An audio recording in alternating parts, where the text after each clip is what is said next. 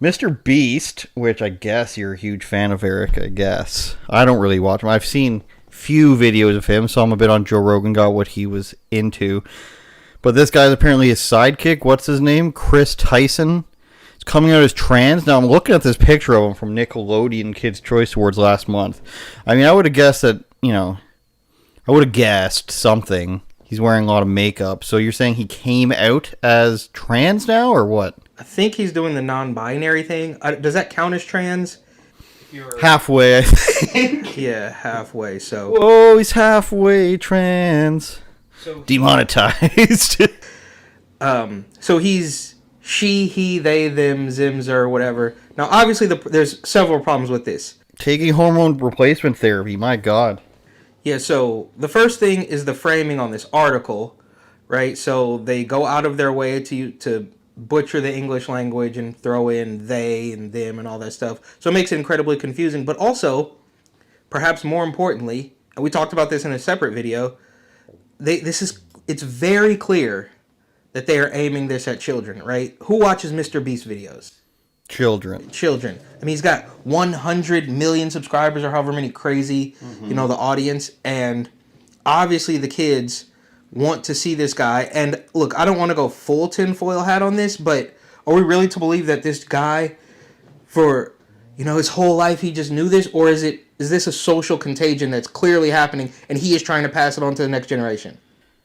Well, let's look at what he says here. He says he goes by any pronouns, which is an obvious sign of, I don't know what. It's a sign of something, again. Like, you can't really, it's hard to describe, but it's, when you go by any pronouns, then you can identify as anything. Like, what does that really mean? You can call me any name you want, and I'll respond to it. It makes no sense. You're trying to flag this guy down, named Chris, and you just go, hey man, hey girl, hey they, and you'll just accept anything. So it starts to become like an attention thing, or I don't even know. They clarified their stance on gender-affirming hormone replacement therapy.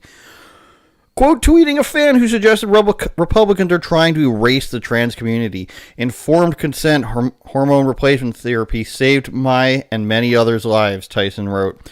The hurdles gender nonconforming people have to jump through to get life-saving gender-affirming healthcare in a first-world country is wild to me. Just let people make informed decisions about their own body. So, he's been dressing up like this, at least, like, femininely for a while.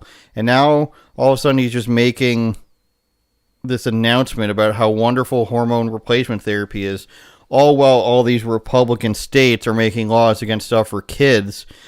So, I don't know. It's just odd timing. Like, you could put on the tinfoil hat, as you say, and say that this is convenient timing for a guy to come out like this. Like, it's not like they just made it big.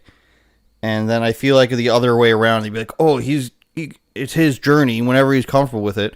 Which is, even though I don't agree with it, it's fair that, he can do whatever he wants whenever he wants. But it's just, it seems like this all rolling out as news. Like, who cares about what Mr. Beast's sidekick does, really? I mean, maybe by proxy he's super famous. I don't know.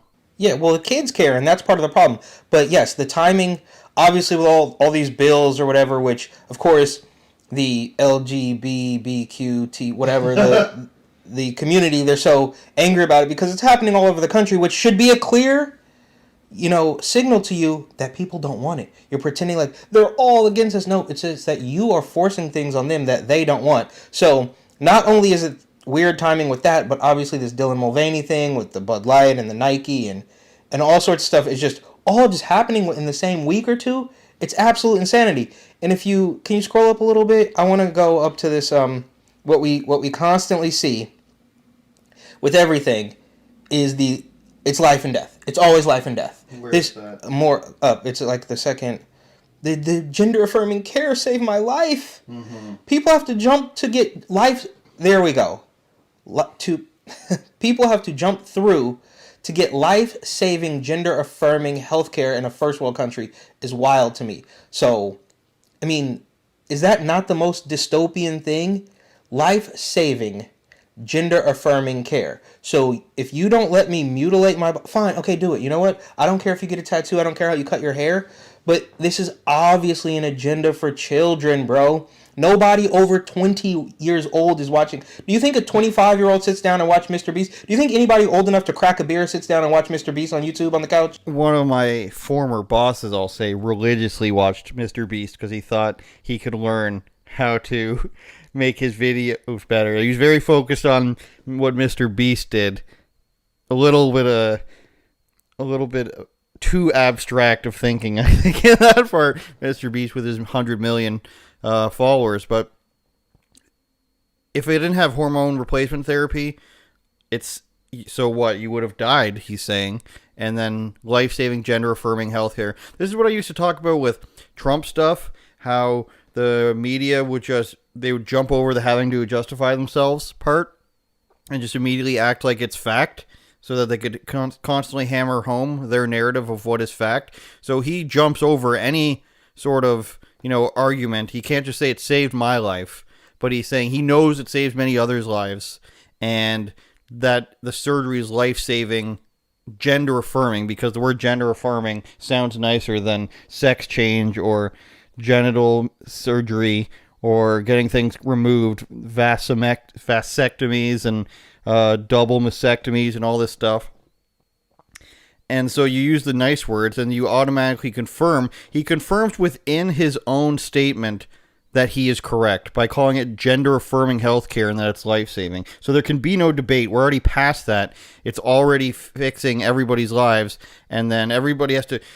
Why would anyone have to jump through hoops just to get a child to have, life-changing hormones and surgeries? Like, there's no other place in the world where people are just going to be like, yeah, let's just give that to this kid. Like, and one of the arguments that people always use is that it's not that easy to get these things, but it's called hoop jumping when you don't give a hormone therapy to a child. So does it say what age he claims he starts? I don't know, but apparently him and Mr. Beast have been friends like their entire life. Yeah, since they were 11, and they talk about their friends giving them hearts and got you and stuff. And that's fine if, you're just playing it. Like, if your friend comes to you and they're just, drinking all the time and doing something that's this is not a wonderful thing when a person is confused about their gender. It's just not. When a person can't decide these things, or just like about if somebody was trying to tell you that they've been struggling with something that's not nearly in the realm of transgender, or even something as silly as their racial identity or whatever it is, when somebody comes to you with a struggle, it's not good to just be like, you are right no matter what you decide, no matter what you say. You want to drink that bottle of vodka, that's a right decision. I'm going to affirm.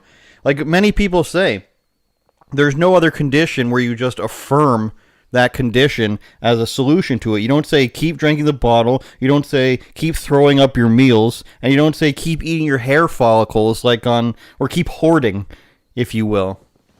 Shout out hoarders. Shout out A&E. Well, there's that old meme of the kid who shows up at the doctor and is like, my left arm doesn't feel like it belongs on my body. Will you cut it off, doc?